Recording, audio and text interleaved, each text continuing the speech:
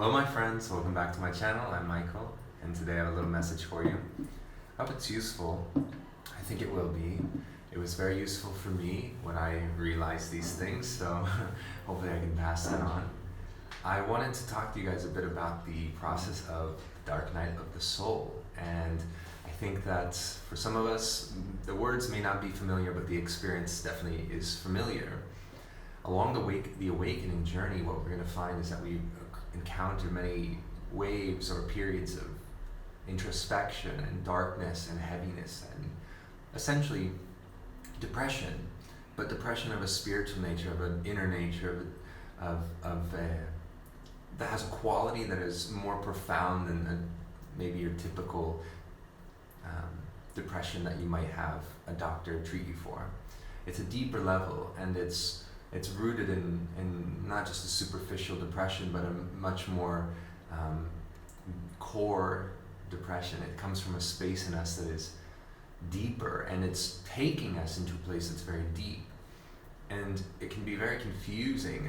It can even be kind of crazy making. We can feel like we're really losing it down there. And what you'll notice is that as this process cycles, you'll go into this darkness and you'll scoop up this darkness. And in that process, if you feel into it, if you give yourself permission to go there, you'll garner a lot of wisdom and healing in that process.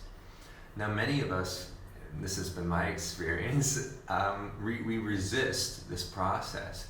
I personally resisted this process many times. And it sort of feels like being put in a tumble dryer if you resist the process of awakening on any level, but especially when we enter the phase of the dark night of the soul. If we're not in tune with a part of us that's willing to face and feel everything, we are going to be brutalized in this process.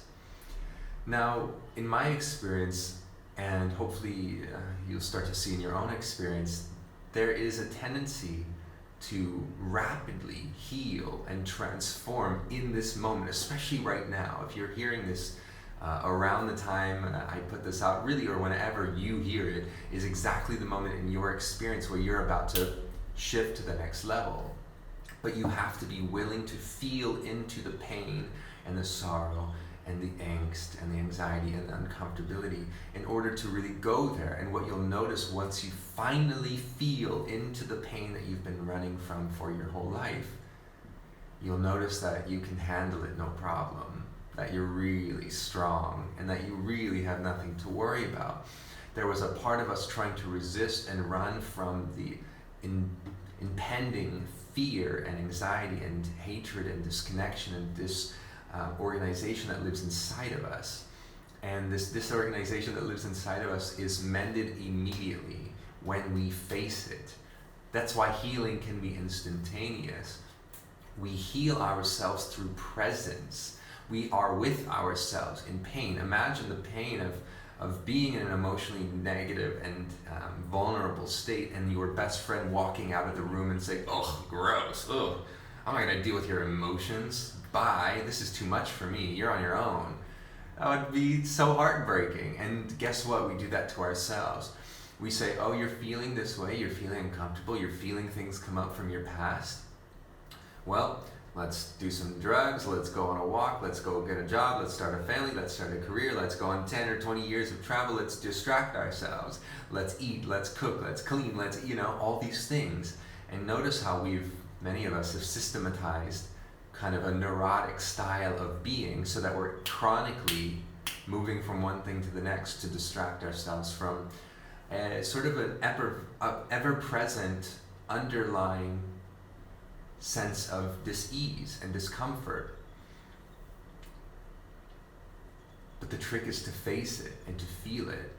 For me, in my experience, and many of us will have the same exact experience surely, facing my pain from my past was, well, frankly, let's be very clear and plain on the internet.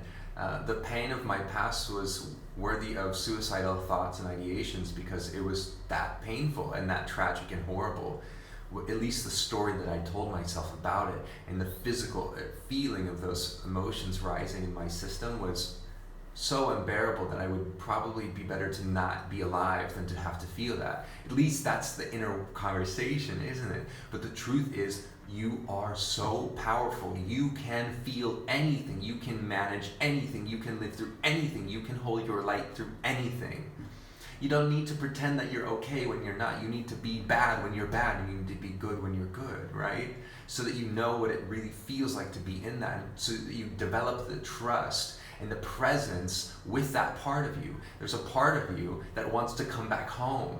But you keep saying, yo, no, you can't come here. We're happy over here. You can't come over here. Negative thoughts and negativity. You can't live with us. But look how we're creating apartheid in our own system. That's why we have created apartheid outside of us. Separateness, apartness. That's the systems that we've created in society are systems of separateness for the reason that we ourselves house separateness. And we are here to individually heal our, frankly, delusional perspective of separateness. We are confused fundamentally if we are perceiving separateness. If we are not perceiving as a unified field through the unified field, we are perceiving incorrectly. And this is the foundation for our suffering and our pain. It's not darkness that is causing our suffering.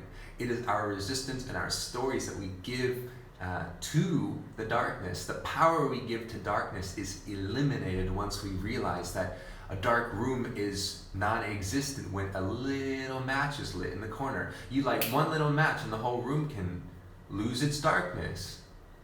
Turn this light bulb on, there's no darkness. You didn't have to go and convince the darkness to leave. You needed to bring the light of presence and compassion and awareness into the space of your own unconsciousness, your own pain, your own sorrow, your own darkness.